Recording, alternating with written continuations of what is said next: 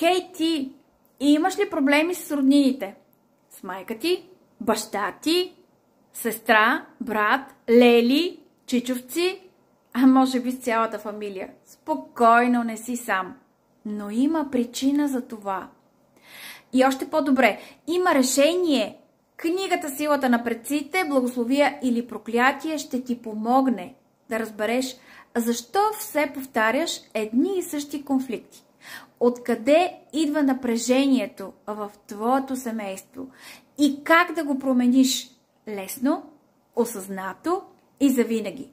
Написана от двама родови терапевти с богат опит, помогнали на стотици семейства да решат проблемите и конфликтите. С практическа насоченост, с страници за лична работа, без излишна теория, само с реални казуси и работещи решения. Ще се изненадаш колко логичен е бил отговорът. Не е късно, не е трудно. Започни сега, просто кликни на линка под видеото.